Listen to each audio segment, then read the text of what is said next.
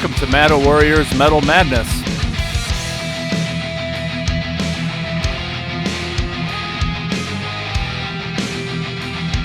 My DAW is acting really weird. I don't know what's happening, but I'm just gonna bear with it.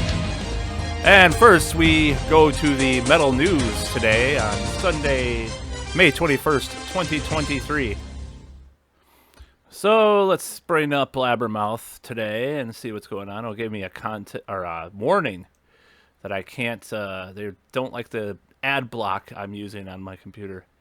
I've seen this come up a little bit more lately. They're kind of cracking down on people using ad blocks and stuff, and some other things that I'm not really so keen on, or I'm keen on using them. Is what I mean.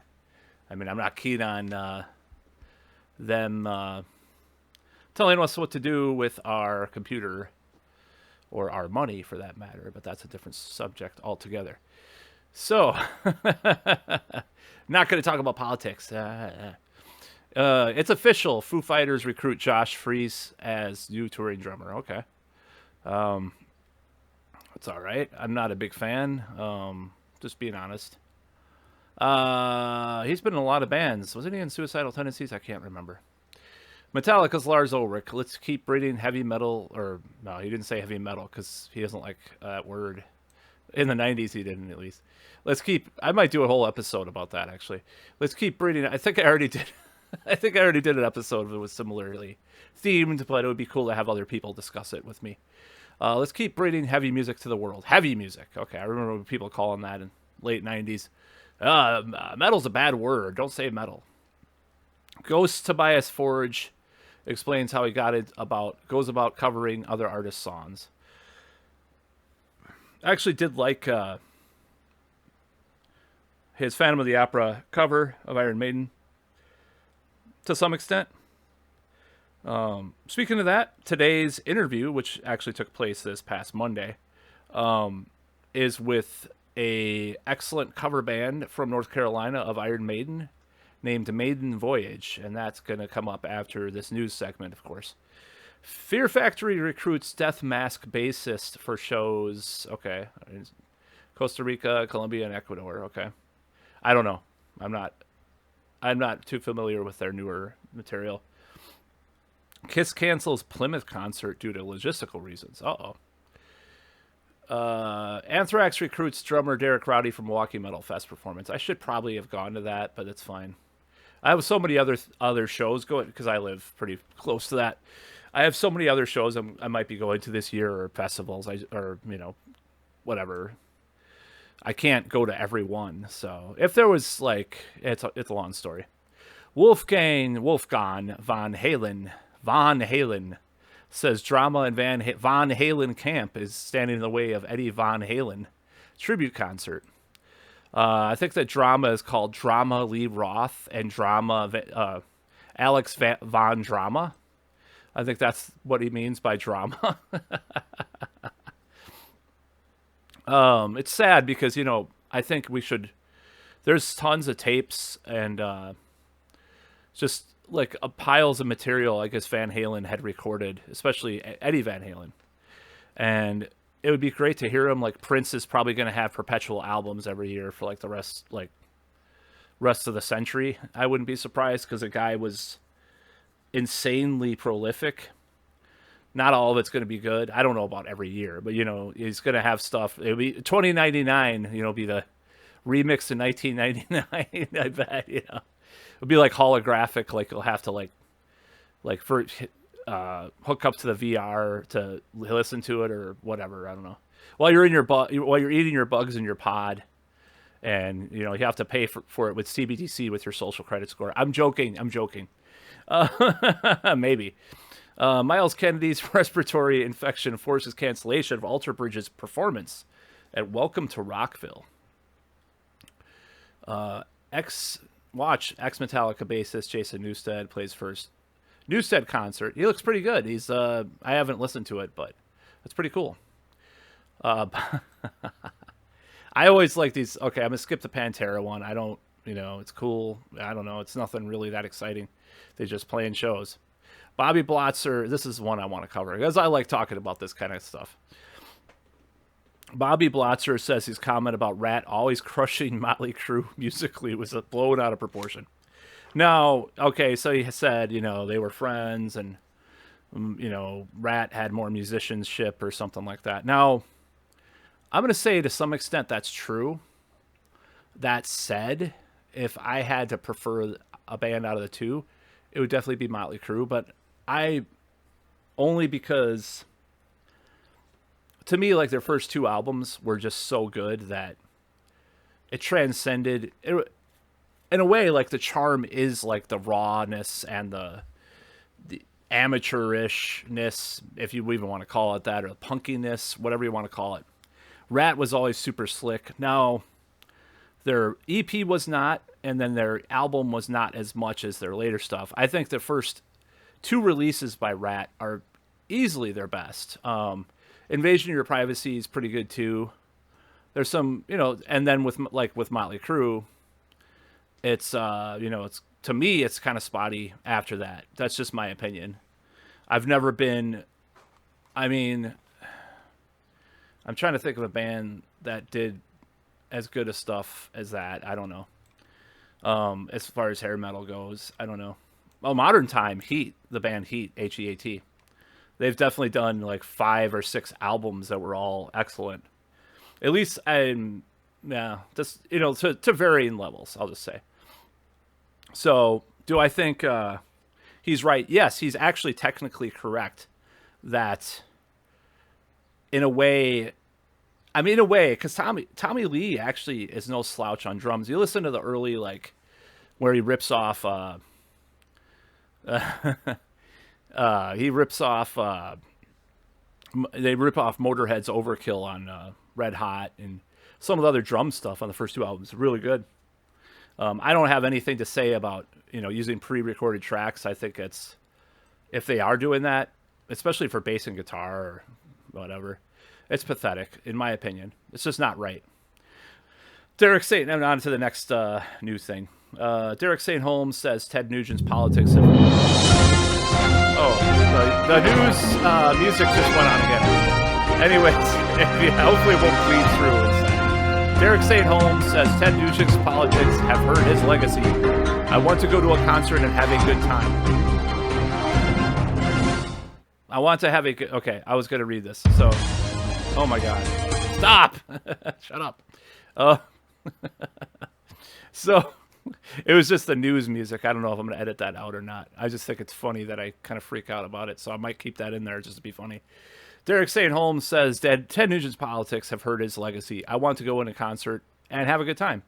I agree with that. I think he's gone a little bit too far with it. That said, I don't think if he was saying like mainstream, like blue check, well, what used to be called blue check mark, Twitter kind of mainstream, normie, like Hollywood kind of stuff, that he would have any controversy. So in a way, it hurts him, but it helps him. And I'm not one of those people that says you can't talk about politics if you're a musician. I think that's just ludicrous. But I think there's a threshold. And if you're not like writing, I guess he does write some politically minded songs now. But if you weren't like doing that in your heyday and you're just picking up on this thing now, it kind of seems incongruent to your past and stuff. So I think Derek St. Holmes has a point. I think you should go out with the music and just, leave it alone. I don't know. I think Ted Nugent seems like a hilarious person. Like Tom Morello of Rage Against the Machine considers him actually a pretty good friend, which is at first glance, doesn't make sense. But if you actually kind of break it down a little bit, it may. I don't know. I'm not going to go into that today, but Ronnie Yuck, it doesn't make sense, but it does. It's hard to explain. I'd have to like go into all my stuff about stuff, stuff and things. Ronnie Youngkins confirms he will perform with Kix at final concert. I'm really grateful. That's cool. I like Kix. When I was growing up, Kix was really popular. Like they had that Blow My Fuse. My brother, rest in peace, really liked that album. He played it all the time. And then Get it while it's hot. Sorry, I had to subject you to my terrible singing. Dave Ellefson explains why he told Dave Mustaine to push the brakes on proposed reunion of Megadeth's Rust in Peace lineup. Now, yeah, that's I don't know if it would have worked anyways. I think some of these musicians just seem to be when they do these reunions, they just don't have that same magic for some reason. Maybe that's just because age is catching up with them. Now, when I saw Kings of Thrash, on the other hand, they had a lot of the magic was there. I will just say, no matter what you think of Dave Ellefson, and some of the comments aren't so kind on him in this article, and I have just got to say, I'm just going to put it this way. You can drink. Well, no, she can't drink. Okay, so there's a certain age you can drink. There's a certain age you can live on your own. There's a certain age you can register for the draft to go fight in a foreign war. There's a certain age of all that. And if you are all those ages, how do you not have agency when hooking up with someone else? I'm just going to propose that question out there. I am so sick of this narrative being pushed. I'm not trying to talk about politics, but like this whole thing about, I'm not going to say the word, it starts with a G, from all sorts of political pontificators using that word for everything nowadays. It's going to lose its meaning. Anyways, I'm not going to talk about that anymore. Getting too political for a guy that didn't want to get socio-political in this podcast. Watch Lacuna Coil. Okay. Go Inside Metallica. Avenged Sevenfold. Wow, I didn't know they were gone for 5 years. That's crazy. Skid Row, or not Skid Row, or almost skipped ahead of Skid Row. Def Leppard plays its most intimate show in Europe in 35 years. Now, they played Wasted, and it looks like they're going to play it again, which is, from the first album. I think they've come around to the first album, because I have the box set, the early years box set, or whatever it's called. And Joe Elliott writes, it's not a novel worth of words, but he writes a lot of praiseworthy words about those early years. Like, I think he's kind of come to terms. This is the problem I have with some of these aging rockers. I'm just going to call them what they are. So they lived through the 90s where their fortunes dwindled. And so they started playing stuff with like a little tinge of modernity or alternative music. And then they're like, oh, that's so embarrassing, that early album, blah, blah, blah. It's so 80s sounding, blah, blah, blah. Even though, obviously, Motley Crue, Def Leppard actually, obviously still valued Hysteria and albums like that. Their big pop stuff. But I think a lot of them are coming around to the early stuff. Even like Jeff Tate in recent years is like singing Queen of the Reich. He didn't used to do that. And has a little bit more of a fondness for some of that material. I hated that whole alternative, like, we have to shun the 80s sounding, the most 80s sounding stuff. I mean, not with Def Leppard. I keep trying to call it Motley Crue, but because their most 80s sounding stuff was Hysteria. But I mean, like, their early material. Oh God, it's so embarrassing. Blah, blah.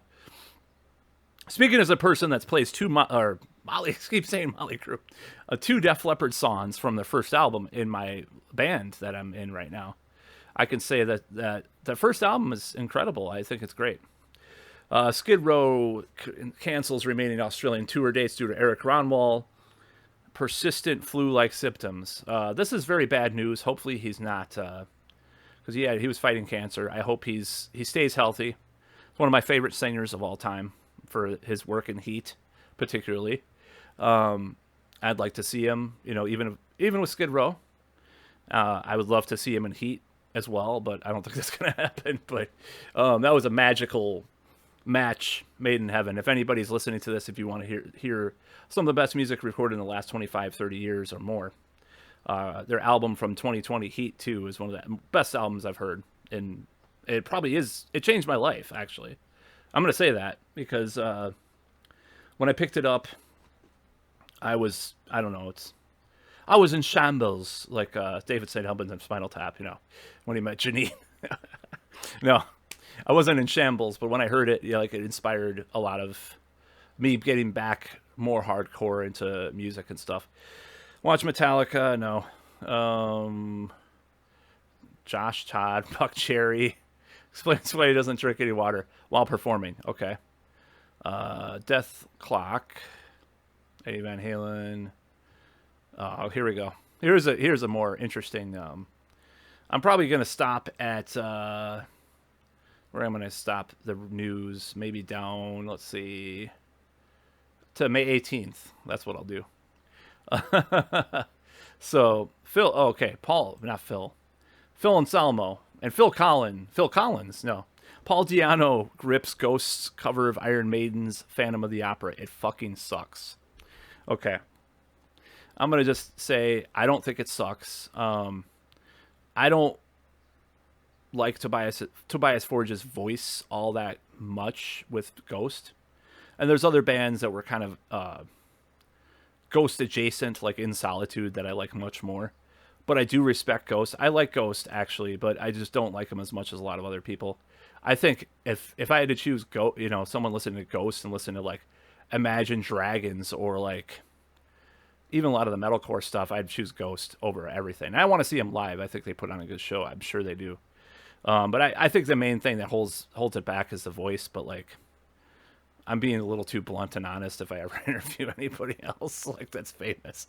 Why'd you diss me, man? I'm a little buzzed on one beer, so that's why. It's all because of the chemicals. So don't listen to those old podcasts where I dissed Tobias Forge's voice or made fun of Motley Crue or whatever. Don't listen to those. Phil Collins believes singing with American accents had something to do with Def Leppard's massive success in the U.S. I don't know about that. Marduk guitarist blasts former bassist over deplorable behavior at UK festival. Okay, so I guess he gave like a Sieg Heil on stage. There's a picture of it in the article. Why am I laughing at this? I don't know. I think like people have gone, and I'm not saying the guy. The thing is, when you look at black metal, it has a lot of adjacent elements to the far right, and it always has to some extent. You always have this shock value that they're trying to do, or actual neo-Nazis into it and stuff. It's something you can't really get. I mean, I'm not saying you can't get away from it, but like, it's gonna be there, especially the original scene. I'm not a fan of it because they would want me killed because of my ancestry. But I think it's kind of like for him to do that when I don't know what the context is, like why he did it. It's the picture is so ridiculous, and it's these two pictures. It's not a video. It's just these two pictures. There's like his hand, like sort of by his. He's raising his hand, and then it's like really like dark and clouded.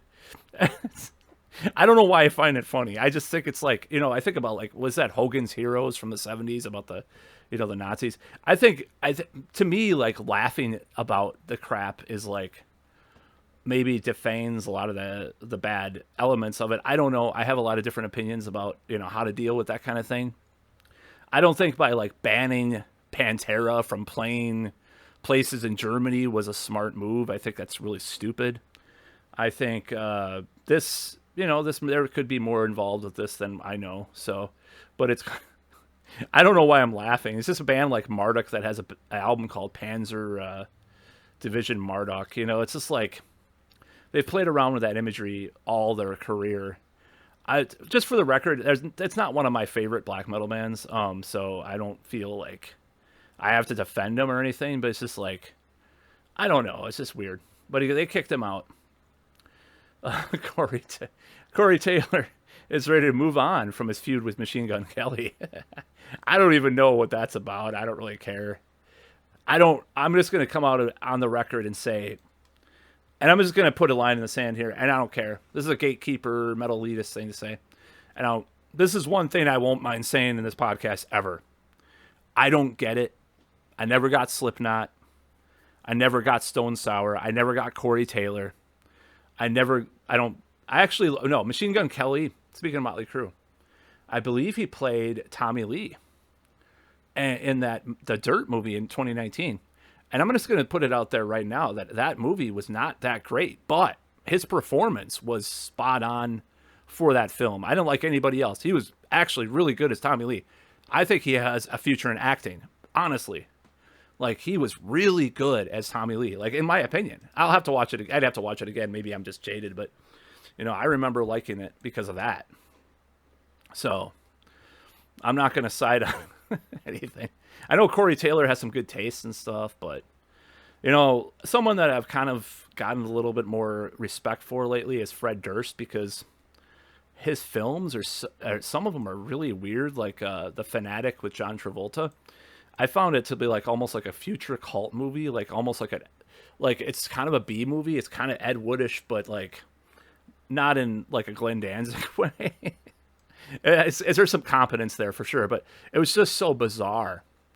And I think like he said on Bill Maher's Bill Maher's podcast, Club whatever it's called, I forgot what it's called, Club, I don't remember, but he has a podcast, and he was saying that he got into music to get into films. And now he's doing films, and I don't know what it is about that movie. I really enjoyed it. I don't know if it's just laughing at John Travolta's character. It's just so bizarre. It's just so strange. And I think he like has a wicked like imagination if he does more movies that are just kind of off the wall like that. Some would call it kind of ableist or whatever too, and considering some of John Travolta's past stuff with his family, it's a little bit on the edge. I'm just going to say that. If you just look into it, if you don't know what I'm talking about, but it's a little weird. But I liked the movie. I just thought it was bizarre. And I listening to Fred Durst say like he doesn't like, I just like he's like so self-deprecating, and he just doesn't care. Like, I have like a newfound respect for him. I never thought in a million years I'd say that, because that was like the enemy. Like on Metal Archives, Cyclopedia Metallum, it's like you get dursted, like if you get kicked off the forum or whatever. I forgot what the thing dursted means, but he was like the enemy of true metal, basically considered. Like enemy number one is Fred Durst, but maybe he doesn't deserve it because he's such a ridiculous like person with its tongue firmly in cheek. The whole thing with Limp Bizkit having that giant toilet on stage, and like just Limp Bizkit Sucks album, and like I mean they stole that from KMFDM, but it's like I think it's so hilarious. Oh God, I just think it's funny. I mean, I'm not a fan, but that Roland song makes me laugh so hard. Every time I hear it now, I guess I have a newfound like weird appreciation for Limp Bizkit. You heard it here first on my podcast, so it's so ridiculous. So, anyways, okay, so I'm gonna skip over that. Tony Campos explains Static X. Static X are around? What? Was never comfortable with new metal label, the new metal label. Oh, let's see.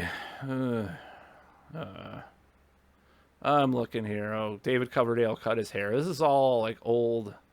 I'm gonna try to update this segment sometime and like get more into more modern stuff. I mean, Ghost is kind of modern, but let's see. Henry Rollins says success screwed up some bands. They don't make essential music anymore. Yeah, they don't. It's the truth. I mean, people want to give, and Henry Rollins is actually very much has a lot of integrity. I don't agree with him on retiring from music at a certain age and stuff, because let's just face it, like I'm in my own music, I'm pretty slow into the uptake. I mean, releasing my new album probably this summer, but it's like I'm not getting any younger, and it's like I'm gonna be trying to do music for a long time. But I'm mainly a guitarist, so it doesn't matter as much. But he's a singer that wrote all these angsty teen angst lyrics in his youth, so I get it. But someone else that said that was Grace Slick. I think I did mention this in a previous episode, that you shouldn't do rock over 50 or something. Like, well, whatever. I'm not 50, but I'm just saying. Jason Newsted talks about his exit from Metallica. Says he has always kept playing with whoever he wants to play. Pantera, Vandenberg, Blackie Lawless, Amorphous. Oh, I wish they'd play America. Duff McKagan. Voivod with Jason Newsted. Oh, cool. That's cool. Saliva. What about Snot? Oh yeah, I guess there is a band called Snot. Isn't that funny? I was like, is there a band called Snot? Oh yeah, there is. Like Saliva, Snot. It's like, oh my god, that era was just so weird. Limp Bizkit though, I'm gonna say like at least they're like totally a joke, like literally sort of a joke, and they acknowledge it. Five Finger Death Punch. What else? Saxon, Diamond Head, blah blah blah. Lawsuits. Dave Ellefson complaining about Dave Mustaine, which he should. Black Sabbath, Halloween. I didn't get a ticket to that either. It's John Sykes. Would he ever? Or David Coverdale rules out collaborating with John Sykes again. It would never work. Yeah, because John Sykes won't leave his house.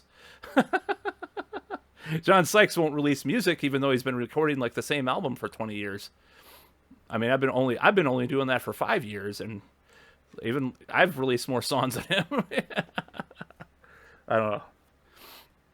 Demon As Doom Occulta rules out Immortal reunion with Abath and Horg. I don't know if I'm pronouncing that right. Probably not. We tried it before. It didn't work. I love the Prime era of Immortal, by the way. I think it's great. Blizzard Beast is underrated. Let's see. No, I Don't Care. Skid Row's Eric Gronwall covers System of a Down's Chop Suey. It's actually pretty good. Check it out. Ted Nugent got canceled. Well, he was already canceled. I have a shirt that says, "Don't bother, I'm already canceled." I made it a couple years ago. I'm going to wear it at like my open mic comedy gigs. So, I guess James Hetfield covered Ghost. I might have to hear that. You know what I did like? I'll tell you what I did like. The Joe Elliott, speaking of him, and Tobias Forge collaboration. I thought that was actually kind of awesome. And I'd want to hear a whole album of that, actually. I wouldn't mind hearing that. I thought that was cool. And believe it or not, like, I thought that was cool. I don't like his modern voice, like Joe Elliott's modern voice with Def Leppard, but it worked with this Ghost song. I forgot what the song was called, but I thought it was amazing. I would check that out. Just check it out. It's great. That's something I think we should do that. I think the future should be like actually cool. I'm going to say Ghost is actually cool because I do think they are. I think they do take a lot from Merciful Fate and BOC and all that, but just like the criticisms said, and you know, there's problems I have with them, but I think they are actually cool. I think there should be more collaborations like that, though, like just these off the wall, sort of seemingly off the wall collaborations, but not really. They're not as off the wall as you think. Maybe not Lou Reed and Metallica, but like, you know, just stuff like the Ghost, Def Leppard collaboration. Anyways, I'm going to get to the interview, and then I'm doing probably some more. Might do another episode that's based on one band with some special guests, like we did with Danzig, because I have this infamous other video that is on YouTube that's gotten a lot of dislikes about Mattowarrior, and I figured that we do a sequel to that episode maybe, and talk about Mattowarrior, because there's a lot to talk about with them as well. Maybe not as much as with Danzig, but maybe just as much. I don't know, because you can extrapolate a lot from just talking about, you know, bands and stuff. And of course, we talk about the Carl Logan controversy, whatever you want to call it, and you know, all that kind of stuff. I think it'd be really interesting to do that. And Mattowarrior would be an interesting band to discuss, and may make that happen. And then, you know, might be a couple other interviews. I'm going to probably be finally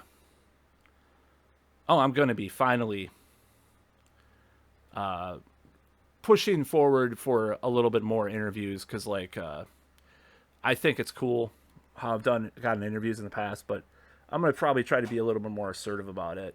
I said that before, but I'm serious this time. I swear. But anyways, let's get to that interview.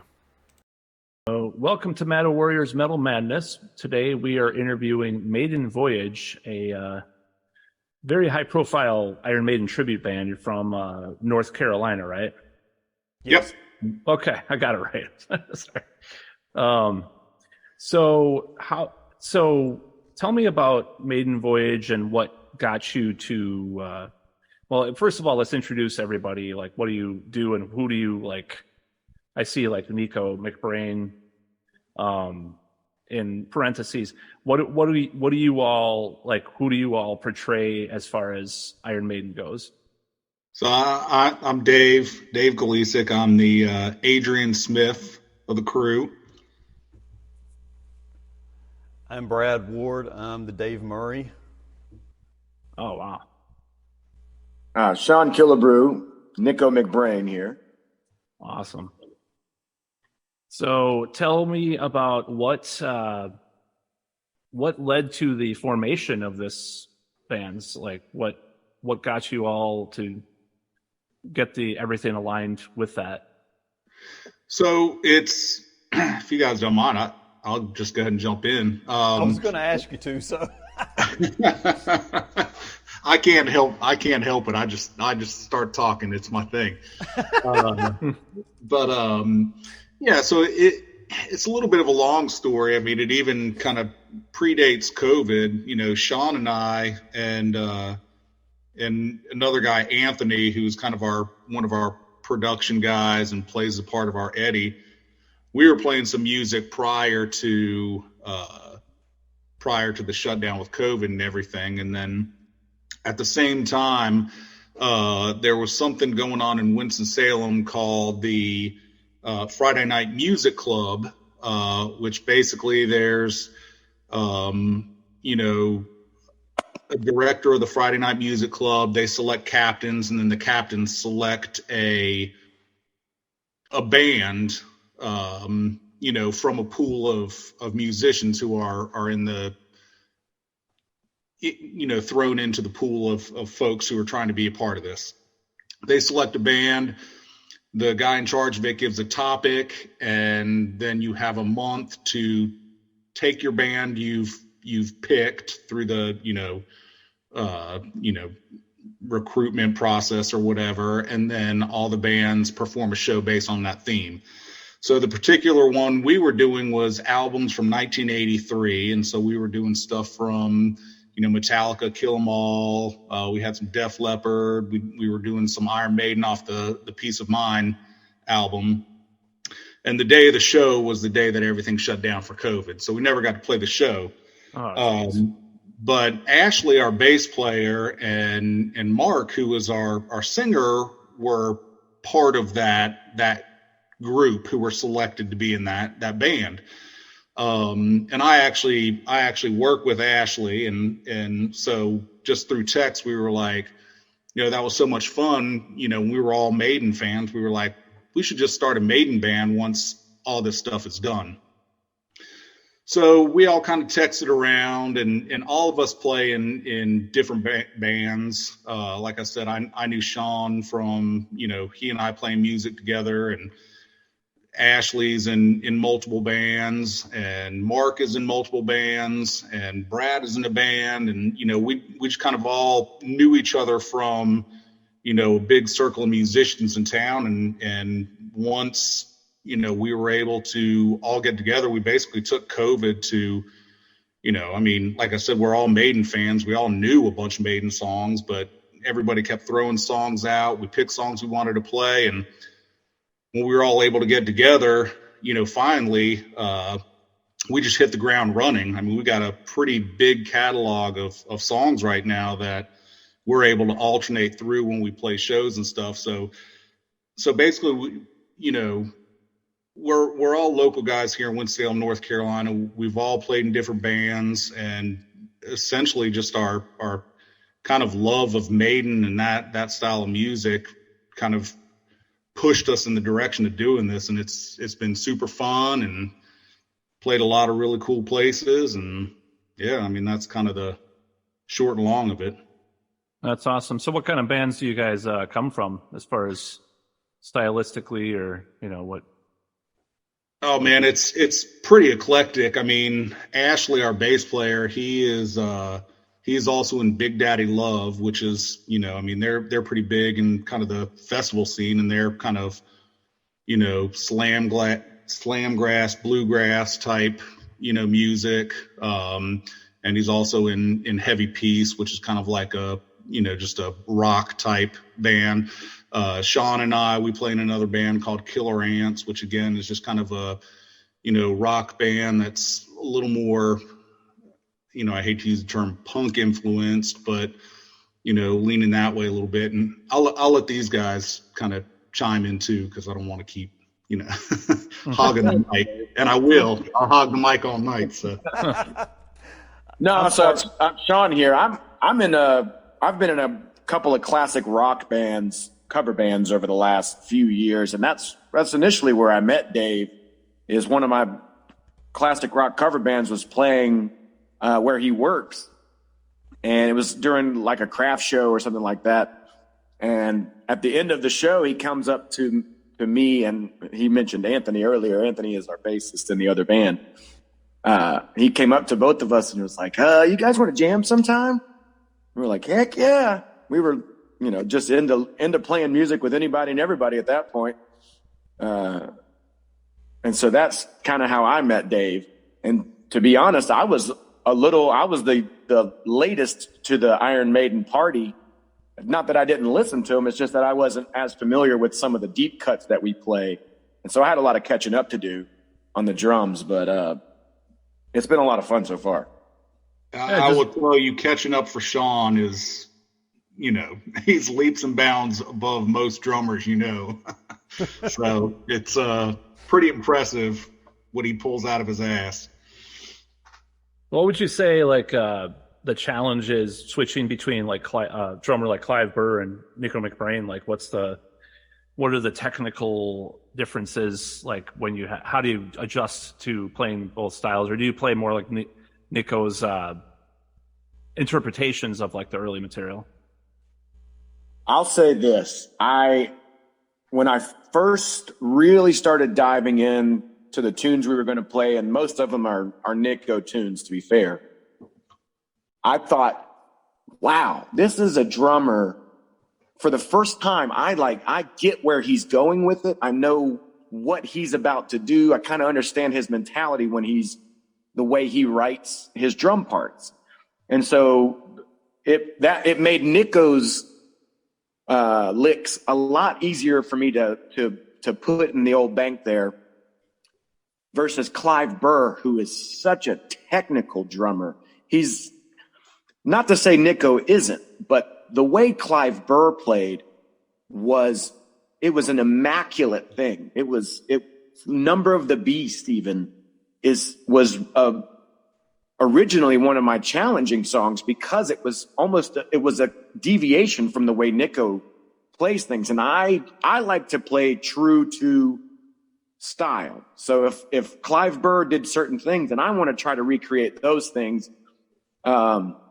versus how, a lot of drummers might try to cut some corners, or, a lot of times I'll listen to a live track to hear what Nico's doing and where he's kind of made his own style there.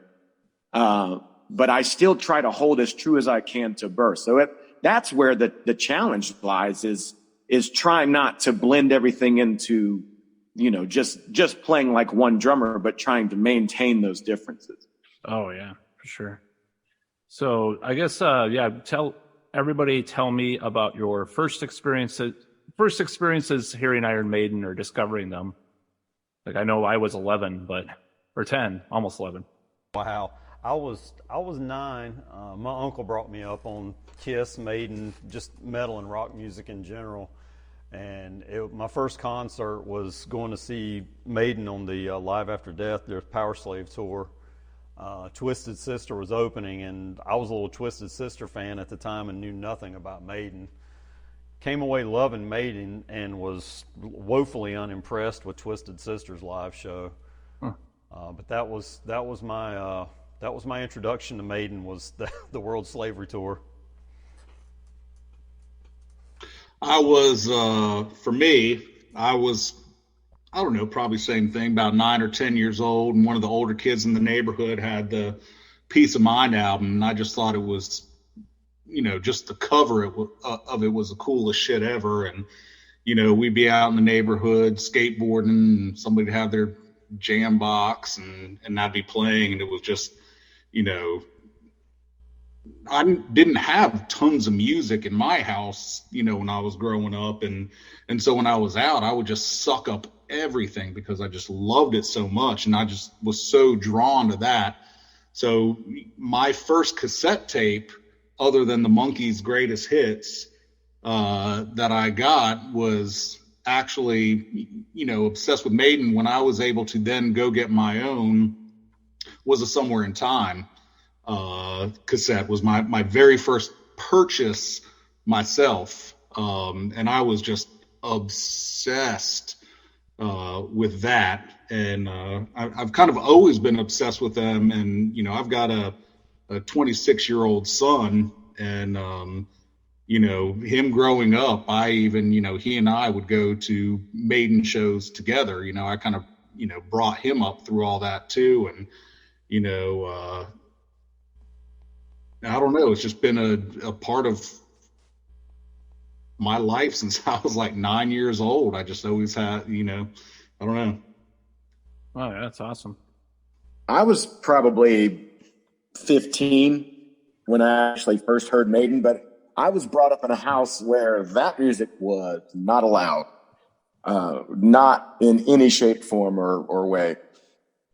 So I didn't have Iron Maiden cassettes or CDs growing up, showing my age a little bit. So whenever it came to me getting into music myself, obviously because of the way I was raised, I went into the metal direction, and definitely more of a punk rock direction. And I didn't, like I said, I didn't dive really heavily into Maiden probably until I was almost out of high school. Wow. Yeah, I knew some people that were like that kind of got into them later too, but I was just like such a diehard. I would give them shit for not liking them. So. But I don't know. I blame stuff. I was kind of a jerk, but but some of them were like into like all this death metal and stuff, and like they didn't really understand, and then like somehow they were convinced after whatever album or whatever. That's what would happen. It's pretty interesting. I mean, I love metal. Love metal. I mean, I went and saw Mastodon and Gojira last weekend. It was fucking phenomenal. Mastodon's like one of my top favorite bands. I think they're heavily influenced by Maiden. I think the one thing about those guys is they're metal, but the musicality that those guys have is just unbelievable. I mean, the harmonies and the key changes, and it's just so much fun not only to listen to, but it's just so much fun to play. And I think that's why we do it. It's just, I mean, when we get together and just practice, I mean, we just have the best time. We're all just like laughing and just having a good time and just playing music. And it's hard. It's some hard shit to play. Oh yeah. But we have a good time doing it. And that's, I think we find a lot of fun and challenge when, say, a member can't be at rehearsal. We recently practiced without our singer. He actually had a gig that night or something in his other band. And so we ended up getting together just to run through some stuff. And it was two 6-string guitars, a bass guitarist, and drums. And I'm in the back trying to hum along the lyrics or hum along the melody or something where the singer might be, just to keep everything going. But it was a lot of fun, and we know some of those songs we know so well, we can do them with 2 people on stage or with 7 people on stage. So. Oh yeah, for sure. And I will say, Steve Harris, he is a machine. He's really the backbone of Maiden, because when Ashley, our bass player, when he isn't able to make it to a rehearsal, and it's just 3 guitars, drums, and vocals, you really miss that dynamic. It just adds so much. It's just such a signature piece of what they do. Yeah, definitely. I mean, the bass is one of the loudest instruments in the band. It's been that way for so long. Yeah, it's crazy. I mean, I'm actually doing a Maiden song in a band as well, just Wrathchild, but trying to Oh, teach the nice. bass player all the bass parts and just try. He's still having some. I'm still telling him to do some of the runs, so Yeah. he has to do them. Come on, please. Yeah. So speaking of the band, does Maiden, does anybody from the Maiden camp know about you guys or? We like don't to know. think so. Yeah. It would be nice. Oh yeah, because I know they got some kind of there was some kind of thing that they were made aware of something with the Maiden name in it. I don't know if they keep track of bands like tribute bands and stuff or not. So no, We like to think that we are their favorite Maiden tribute band. yeah, that would be cool. So, Yeah, I'm on the Maiden fan club on the discussion boards in there, and I don't get on there near enough. I need to get on there and push the band more, and I don't know if the band members actually lurk out there, keep an eye on things or whatnot. Or a few of them probably do. But, yeah, I would imagine. so what kind of equipment are you guys doing or using to kind of approximate the sound? Are you're focused on more modern kind of tones, or what's the situation with that? Guitar wise, so I have both of Adrian Smith's signature Jackson guitars, both the translucent green one and then just the white one with the black pick guard. Love them. They both play phenomenally. Ashley has a signature Steve Harris bass. I'll go ahead and speak for him just because he's not here. But equipment wise, at least Brad, and then we do Fenders. Eric, our third guitar player, our Janik, he's got the Stratocaster. I mean, gear wise though, man, we're gear junkies, man. It's tough. Like I got a 5150 head, and I got a Marshall head that I use, and the 412 cabinet, and obsessed with the tube amps. But then I recently just got a amp modeler that has a million different amp and cabinet modelers in there, and just trying different tones and sounds right there. Just always trying to hone in the perfect sound, which I think any guitarist is, it's a never ending battle to get that perfect tone. But yeah, I mean, I've got, like I said, multiple tube amp heads, 5150 and a Marshall head I use, and then this new modeler that I'm just testing the waters with. And Brad is really the gear junkie, and he can tell you more about that. And then Sean has a 7 billion piece drum set, and he can tell you about that. Yeah, I'm playing through my amp is in a Blue Guitar Amp One Iridium, and I use the classic channel on that for my rhythms. So it's like a JCM 800, basically. When I kick into my lead channel, it goes over into my clean, and I'm using a clone of the Andy Timmons ATDS with a Boss Super Overdrive in front of that. Ah, that's awesome. See, he said a bunch of cool words. I don't even know. Oh, Dave's modeler is the same one that Satchel from Steel Panther is using. If you saw him on Premier Guitar about a month ago. Oh, okay. Yeah, I actually have his old Kramer, or the Tiger Stripe. It's one of my guitars. So. Oh, cool. Oh yeah, I'm a junkie, man. Not only do I have the Satchel signature Charvel, but I also got the pedals. I got the Pussy Melter and the Poontang Boomerang digital delay. That's awesome. Yeah. I don't know if they got a lot of flack for that, unfortunately, but Oh yeah, I know. My wife bought all that for me, believe it or not. that's great. Like birthday presents and stuff. That's And the awesome. number one guitar that I'm using, I forgot about that, is a Charvel Pro Mod that it looks a lot like the Dave Murray signature Fender. But it's got a couple of humbuckers and a single coil in the middle. I just like the features on that one a little bit more than what Fender was doing with Dave's model.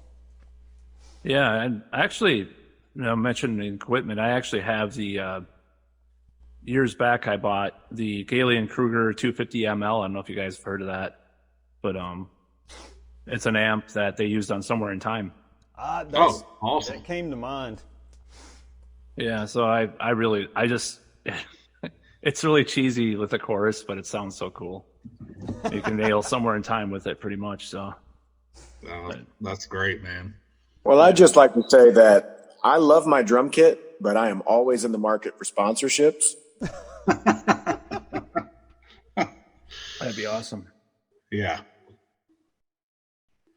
So how do you guys? So it says you can actually take requests for the set list, or what's the? How do you decide? How have you decided that? Because I noticed it's like very 80s focused. There's a couple of post 88 songs, but I don't know if I'm looking at the right page here. But Yeah, so on our website, it's got a list of, I would say, a majority of our catalog that we play, and I mean, basically, it's just all the songs that we all love. I would say about half of us are pretty familiar with Maiden's full catalog, and some of us are pretty stubborn with being in love with the Seventh Son in Prior, and Mark, our singer, he's obsessed with Paul Di'Anno Maiden. So everybody loves their different different, I guess, versions of the band and albums, and so we just essentially just throw out songs. Oh man, I love this song. I'd love to play this song. This guitar part's great. This is great. This is great. Let's do that. And we just kind of we just choose the songs that we really like. And this year we kind of heavily focus on stuff off the Peace of Mind album, because tomorrow is actually the 40th anniversary of that album. And I think, again, for most of us, that was the first album that we heard, just because, based on our collective ages, not Sean's.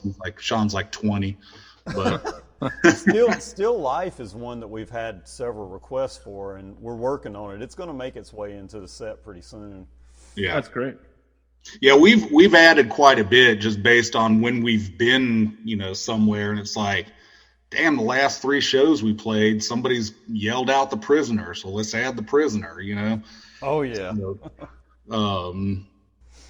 So yeah, I mean that's most, and we'll put it up there just because we want to know what people want to hear.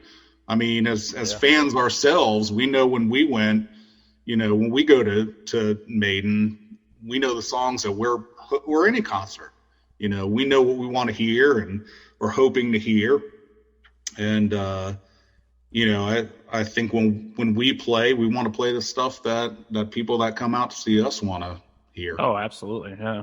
Does anybody ever request any later stuff or Blaze era or anything like that? Or is that kind of... We get requests for everything. I request the Blaze era. There's a couple of Blaze songs that I want to do.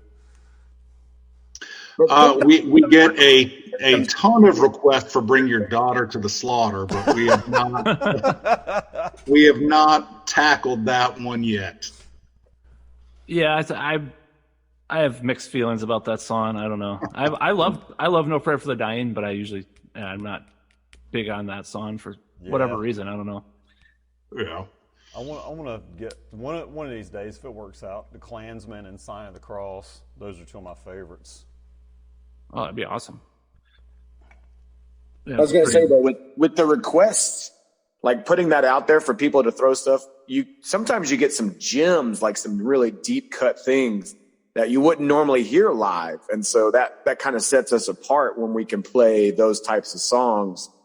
We're not just playing the old bill; we're playing some stuff that people haven't heard in a while, especially live. So I like that kind of thing. Yeah, they have the Future Past tour coming up, so I don't know what they're going to play. I'm a little pessimistic about some of it because they seem to be a little bit more stringent about some of the stuff they play sometimes. I don't know if you noticed that, but like they didn't play Infinite Dreams on the, what was that tour called? The Maiden England tour, or the new Maiden England tour or whatever. So I mean, I don't know. They played Afraid to Shoot Strangers instead, which I love, but I really wanted to hear Infinite Dreams. But, my request. But that's I don't know. But speaking of that, what do you think? What would be a prediction for their set list? What do you think they're gonna skip, and what do you think they're gonna play, especially from like Somewhere in Time? Oh man, that's Brad. You got it with this one. It's so tough. Well, Somewhere in Time, I would like to think that Sea of Madness will make its way into the set. I don't know that it will, but that would be great. I'm looking at some of the Alexander the Great. Alexander the Great for sure. You know they'll bring back Heaven Can Wait. Yeah. I think they'll play probably Heaven Can Wait, Stranger in Strangeland, and Wasted Years. But they'll do Wasted Years. Yeah. But anything else is, up for grabs. Yeah. Wasted Years was the first song when I heard it, like blew my mind. That like just, and it's not like it's hard to play or anything, but that intro lick is. When I was a kid, I was just like, holy fuck. I probably didn't say fuck, but I might have. I don't know. Yeah, I don't know. I wish they'd play Caught Somewhere in Time. I know. Let's see. We do that. You guys do that. That's amazing. Yeah, we play that one. I love play. It's one of my favorite songs too. Yeah. Yeah. I'm cynical, and we'll see if they actually pull that out, because I've seen them about 6 or 7 times. And if they do, I'm deciding on the set list. It's coming up in 2 weeks, so we'll find out what they're going to be playing, or at least in Europe, because I know that sometimes they cut off some of those songs in the States. But it would be amazing if they played that. If they played Alexander the Great, maybe pull out Deja Vu or something like that too. I don't know. It looks like there's only. Am I right? I'm looking at tracks. Is there only 8 tracks on that album? I'd like to add Alexander the Great to our list, honestly. Yeah. But that's another long ass song. Nope. Yeah, apparently they said that it's. I don't know why they said this, but they said it's too hard to play or something. I don't know. They're all too hard to play. I don't know. I don't know who said that. Like Adrian Smith said it was like hard to replicate the guitar part or something. I don't know. Maybe it was something technical. Maybe, I don't know. When we cracked out Phantom of the Opera, that was the one that was a monster to tackle. But we have so much fun playing that tune. Oh yeah. Yeah, and when we play Phantom, it's like same as when we did Rhyme of the Ancient Mariner. Like when we start that, just like people just flip out. Yeah.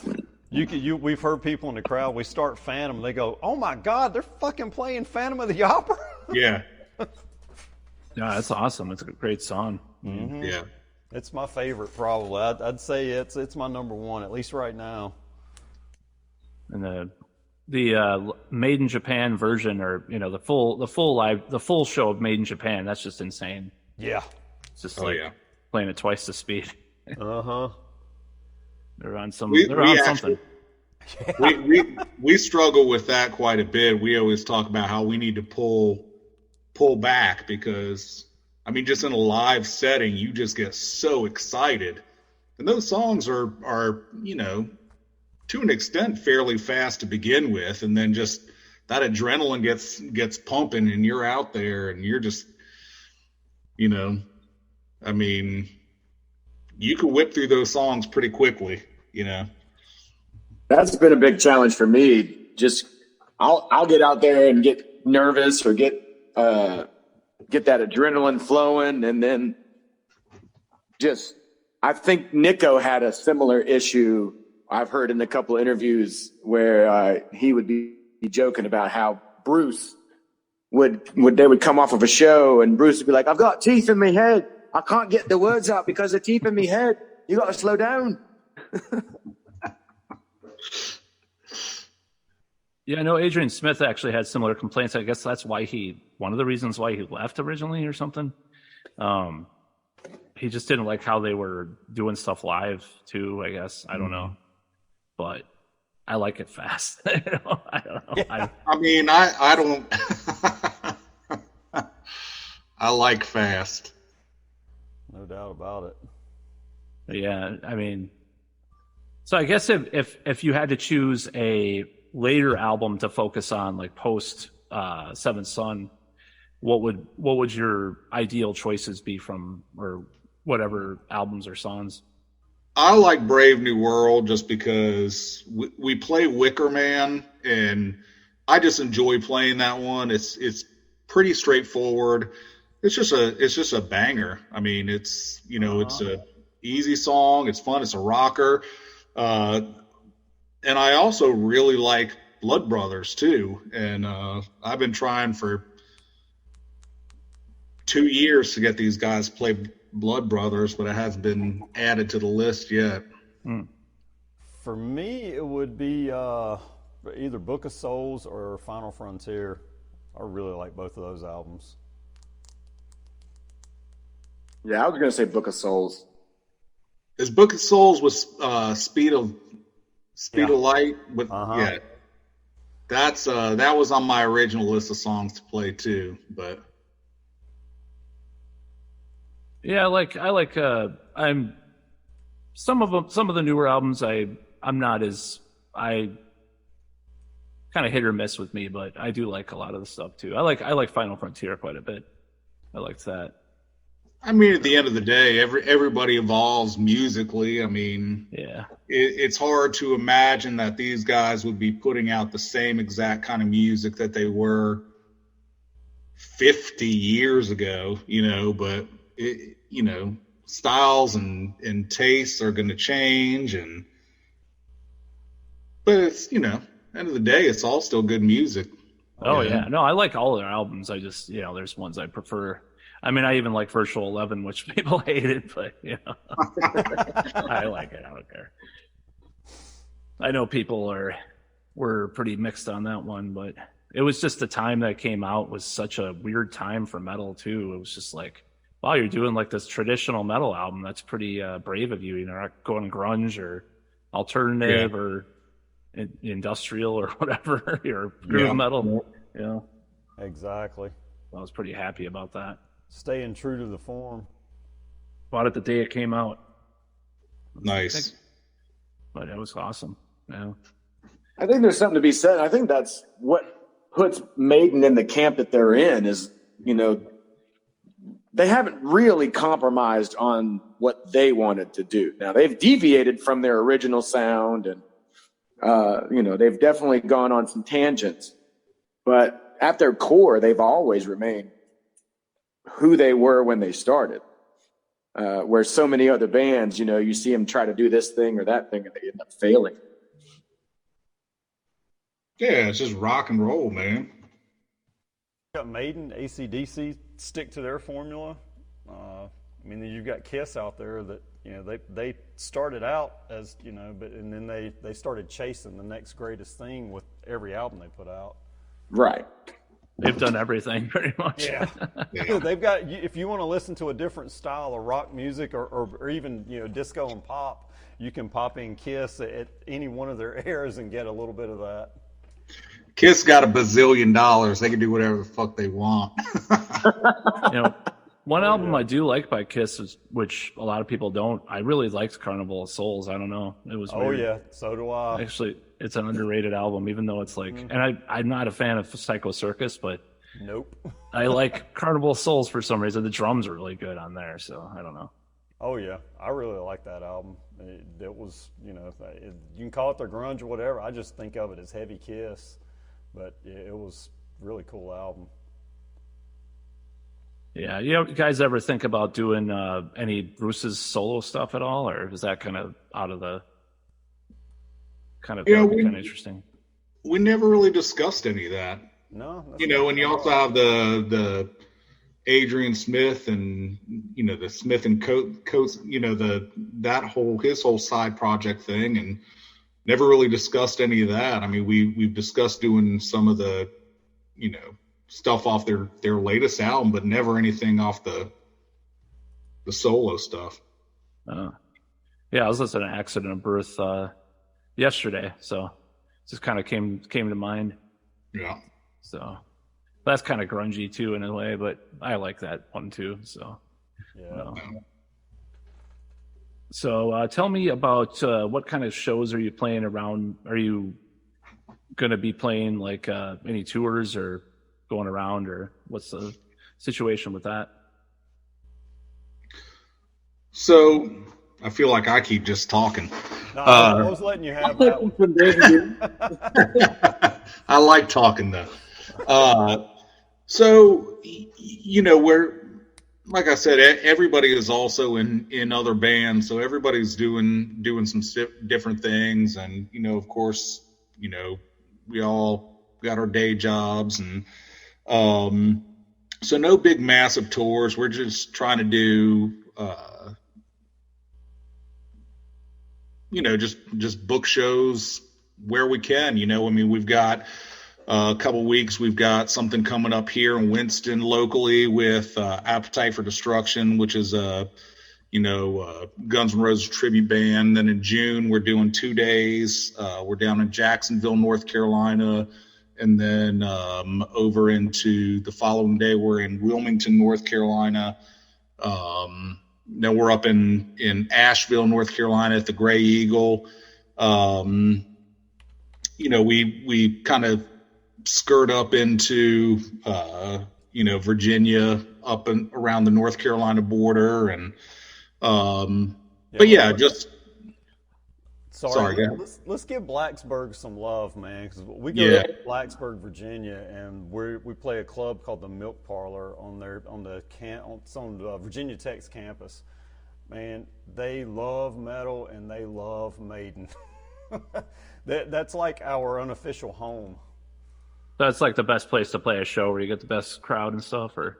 Oh, it's been awesome since day one, man. All those kids from Blacksburg show up, and I say kids, but it ranges, man. It's all ages up into the old school fans, but Michelle, the owner of that place, I mean, she does a great job. We pack that place out. Everybody in there knows every word to every song, but it's like that with every event she puts on in there. I mean, it's just that town just loves live music and loves metal, and we love going up there and playing. So we've played up there quite a bit, and we've had a great response, and man, we love that place. Yeah, they like to start a pit out there, and you don't normally see it in a Maiden show, a pit, and then they start stage diving and crowd surfing. It's like, this is like That's the crazy. most fun ever.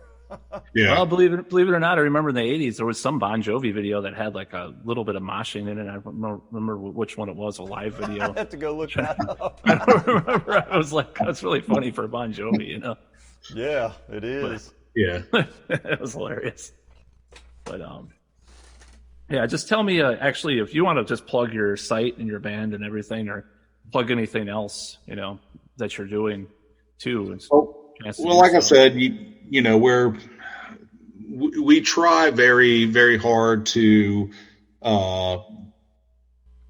bring the look and the sound and the feeling of a Maiden show as much as we can, with obviously out having a plane coming up and explosions, and we have the signature equipment. We dress the part. We've got our Eddie that comes out. We try and have a lot of fun things as much as we can. We're working on some new video aspects of it. So at the end of the day, we play the music. We try and play it as best as we can, as authentic as we can, and just have a really, really good live performance for people who love Maiden. And, if anybody wants to check us out, we're on Facebook, we're on Instagram. Our website is maidenvoyagenc.com. Definitely check us out there. Brad and Sean, I don't know if you guys want to add anything. Again, I'm hogging all the spotlight, but I mean, we I'd like to reiterate that I'm hoping for sponsorships. Cymbals, drumhead, drumsticks would be wonderful. Who would you like to Thank have you. sponsorship through? Honestly, I'd love to have a sponsorship through Ludwig for drums. They're a local manufacturer in North Carolina. And then I'm open to cymbals, but the signature Nico paste cymbals would be fantastic. That's awesome. Yeah, that'd be cool. So I think I'm going to probably wrap it up. Any final words before we conclude? Up the irons. Awesome. Anyways, I'll let you guys go and check you out, and everybody should check out Maiden Voyage, the ultimate Iron Maiden tribute band. I'll talk to you guys later. sounds good. Thanks, man. Matt. Thanks, Matt. Oh, no problem. Definitely appreciate it, man. Awesome. We'll see you later. See All ya. right, take care. Bye.